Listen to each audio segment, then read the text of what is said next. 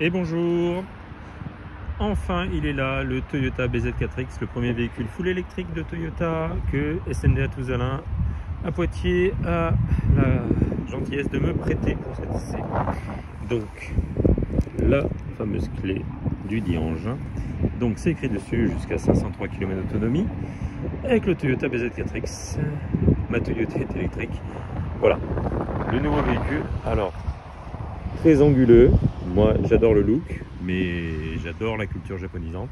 Je pense qu'il va être très clivant au niveau du look. Véhicule électrique, donc avec, on peut voir où est la prise, donc vraisemblablement ici. La nouvelle signature lumineuse de Toyota avec ses feux. Donc voilà. Prise d'air réduite, donc oui, en effet qu'une seule prise. Hop. On va aller voir comment ça s'ouvre, je ne sais pas. Ah, tout simple. On appuie, on ouvre. Simple, avec les fameuses prises. Voilà, qui sont ici. Non, tout simple, hein. Franchement, je m'attendais à autre chose. C'est on appuie, on ouvre. Au moins, il n'y a pas de problème. Et du coup, c'est vrai que si le véhicule n'a plus du tout de batterie, je pense qu'on n'a pas de problème pour l'ouvrir. Au niveau du coffre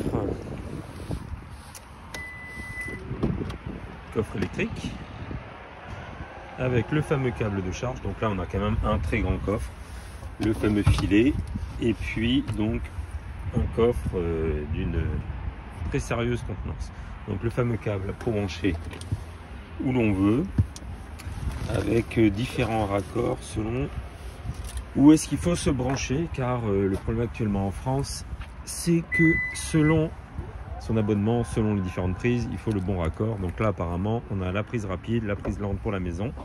On va aller voir les places arrière. Oula, là en effet il y a de la place. Hop, on grimpe. Ah, oui. Vous voyez la place aux jambes, c'est gigantesque. Franchement c'est une limousine à l'arrière. Donc chargeur USB, les aérateurs. On peut voir la finition piano black, les vitres surteintées. Vraiment c'est très sympathique. Il n'y a pas trop d'éclairage d'ambiance à l'intérieur, c'est vraiment voilà, c'est là. Siège en cuir tissu, un tissu assez épais, j'aime bien, ça nous remonte un peu dans les années 80. Voilà, donc beaucoup de place, accoudoir, voilà, très sympathique. Et donc vraiment waouh, sensation d'espace à l'arrière rarement vue. En tout cas, vraiment un véhicule familial, on va dire. C'est-à-dire que autant de place à l'arrière aux jambes, ça faisait longtemps que j'avais pas vu ça. À l'avant. Hop là, nous grimpons à l'avant. D'ailleurs, hop, on peut voir le prix du véhicule. Donc c'est l'origine exclusive, donc 4 roues motrices, avec plein d'options. Et donc voilà, on voit le prix de ce véhicule quasi neuf. Hop. Donc est-ce qu'il y a une planche de... Non, alors non, oui, c'est vraiment la particularité. Il n'y a pas il n'y a pas de rangement devant. Les rangements se situent ici. Se situe également... Ah, ça c'est le coudoir qui se tire. Ok, et donc on a un grand rangement, mais donc les rangements sont dessous, mais il n'y a pas de, on peut pas poser ni ranger d'affaires dedans, tandis que là on a des grands vide-poches, partout, même à l'arrière. Mais en effet, oui, on peut pas, il n'y a rien pour ranger. C'est la première fois, ça faisait longtemps que j'avais pas vu ça. Le grand écran tactile, de quoi ranger son téléphone avec le système d'induction. La molette, donc comme on m'a dit, il faut appuyer pour changer les vitesses. Voilà, les différents auto-trip. Alors c'est un véhicule qui est vraiment très japonais. Je le trouve un peu comme la Prius P3 au niveau accessibilité, c'est-à-dire que on sent qu'il a été conçu au Japon et c'est, on va dire, les mêmes choses au Japon. C'est vraiment voilà. Donc moi j'aime beaucoup cette matière tissu, donc je pense qu'on peut poser nos affaires ici, parce qu'il n'y a pas de boîte à gants. Mais système JBL, le piano black à nouveau. Voilà, on va passer de l'autre côté, côté conducteur.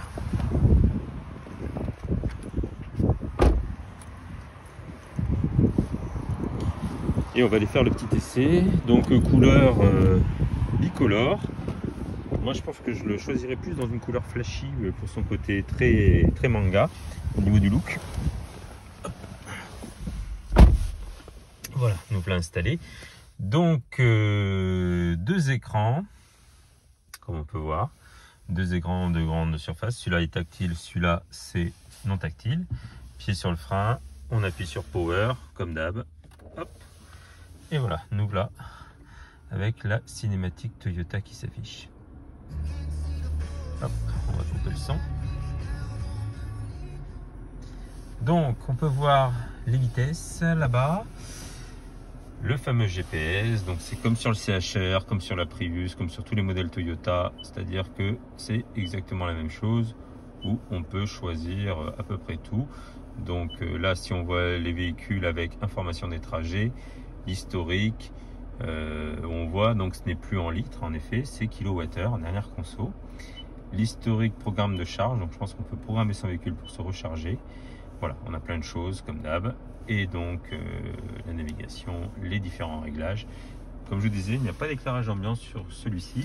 Néanmoins, par contre, on a double toit, hop, comme on peut voir, double toit vitré. Dans l'habitacle, ça lui donne beaucoup de luminosité. Moi j'aime bien les habitacles assez sombres à l'intérieur, donc ce n'est pas un problème, le fameux GPS.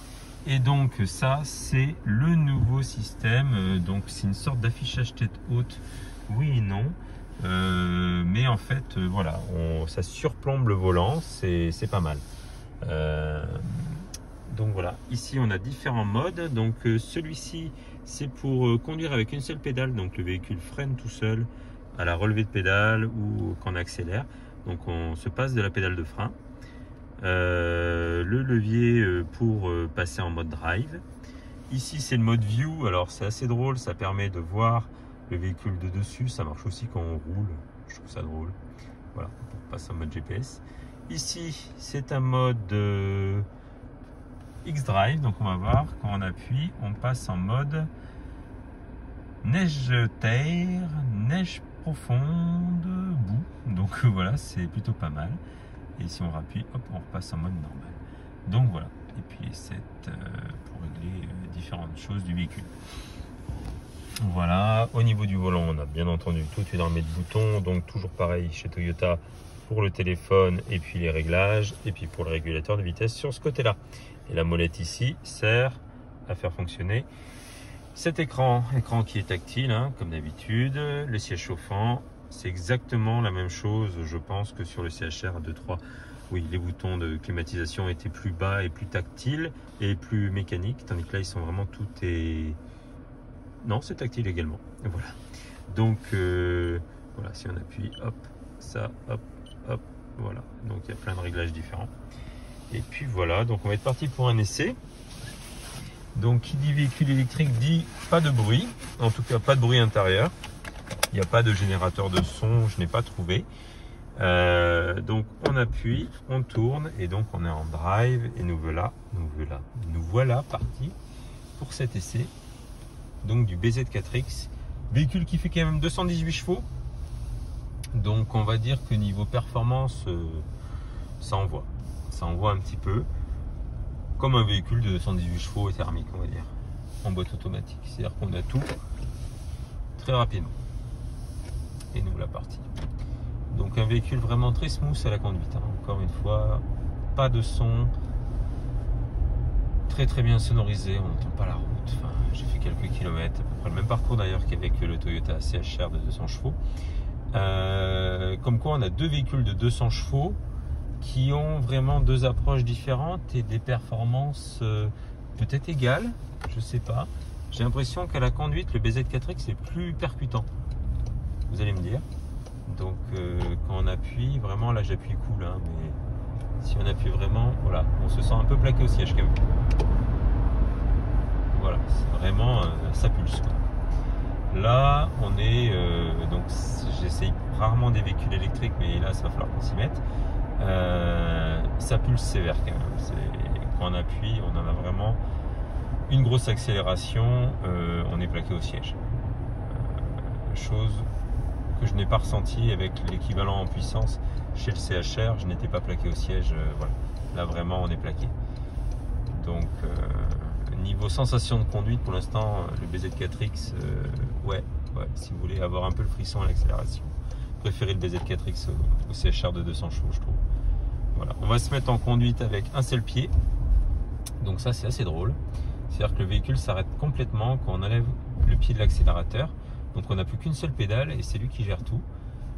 L'amortissement est vraiment pas mal.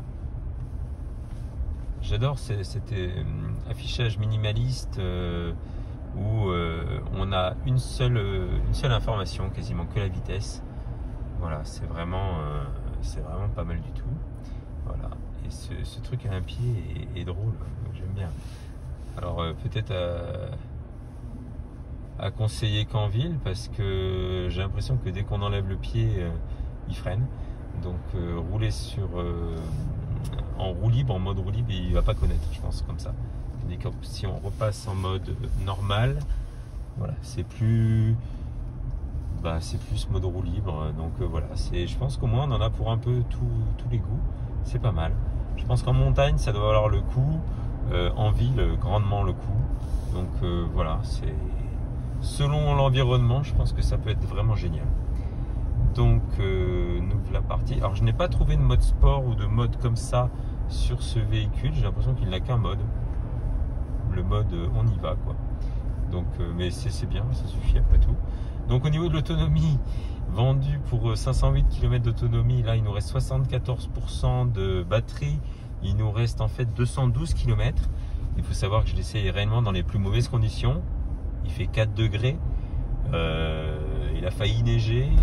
On a tout d'allumé, siège chauffant, climatisation, la totale quoi. Je veux dire, je pense que là on est vraiment dans ce qui va faire de pire en consommation. Donc selon le mode de charge, il peut charger en une soirée à la maison en prise normale. Après, il peut charger à 80% en très peu de temps sur les chargeurs rapides. Donc, il est vraiment dans ce qui se fait de mieux dans les véhicules électriques actuels. Après, Toyota nous habitue vraiment aux consommations réelles. C'est-à-dire que là où les autres vont nous dire « Ouais, ça fait 700 km », eux, non, ils te disent 400, c'est 400, quoi. Enfin, voilà. Comme je disais, sur les véhicules hybrides, ils te mentent pas, ils te disent vraiment les vrais consos. Donc là, on peut s'attendre à peu près à la même chose. Désolé, j'ai du mal à vous comprendre. Ah, bon, mais le véhicule nous parle tout seul en plus. Je pense qu'il a dû se dire que je parlais tout seul, ce qui est certainement le cas. Je parle au téléphone. Mais voilà, c'est drôle. Ma manche a appuyé sur un bouton. Donc nous voilà à l'endroit où on va pouvoir faire une petite accélération puis rouler à 110 km/h. On va se lancer là après la poule. Et donc vraiment un véhicule, ça m'a surpris. Au niveau de l'accélération, on est vraiment sur quelque chose de consistant, quoi. Et sur un filet de gaz toujours. Voilà. Alors on sait bien entendu que l'autonomie des véhicules électriques sur les voies rapides, les autoroutes, c'est pas leur fort. C'est comme ça. C'est comme ça. Et ça va se développer, ça va s'améliorer. De toute façon, si selon notre gouvernement, on est tous obligés de passer à l'électrique, il va falloir que ça s'améliore parce que on ne va pas pouvoir se contenter de véhicules qu'il faut recharger tous les 300 km et voire moins sur voie rapide. Ce n'est pas possible. Surtout si on doit y passer un certain temps. Donc il va falloir soit que les mœurs changent, soit que l'autonomie des véhicules électriques s'améliore grandement. En tout cas, niveau conduite, c'est très abouti. Ensuite, c'est le savoir-faire Toyota à l'intérieur, donc on est toujours sur quelque chose. Voilà. Alors, vraiment, ça repart sur un filet de gaz. On a eu à peine eu besoin d'appuyer que bim, ça y est quoi. On est déjà à des vitesses élevées. Pareil, assistance conduite autonome, donc il reste dans la file. Si on met le clignotant, on peut doubler. Sinon, il va nous dire non, tu sors de la route, c'est pas faisable. Donc, voilà.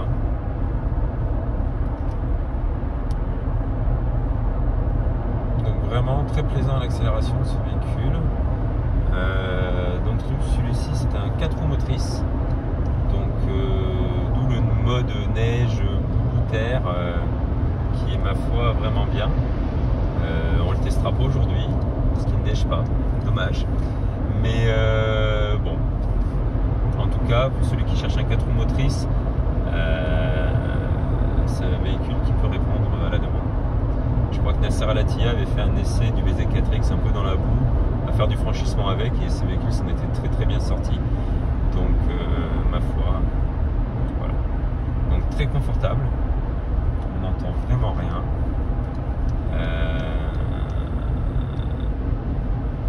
Voilà, vraiment le véhicule familial électrique de Toyota, le premier électrique de la gamme, et bon, j'en suis assez content. Vraiment un gros SUV performant, très performant. 218 chevaux, pour être tout à fait honnête, ils sont vraiment tous là. Beaucoup d'autres véhicules sont donnés pour autant de chevaux, voire plus, et poussent moins. Celui-là, vraiment, l'accélération, c'est surprenant.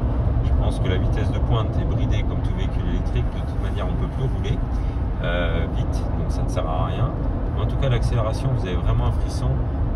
C'est vraiment un véhicule que ouais, il donne vraiment une sensation plaisante à la conduite, je dirais même un peu sportive à l'accélération.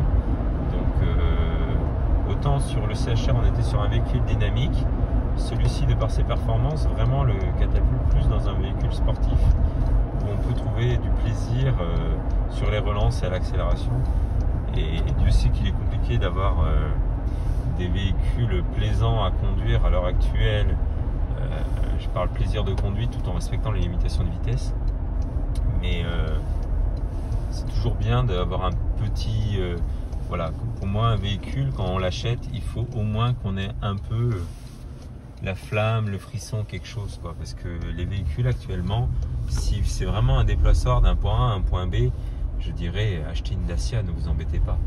Si vous voulez acheter un véhicule sympa, il faut qu'il y ait un peu de passion, un peu quelque chose quoi.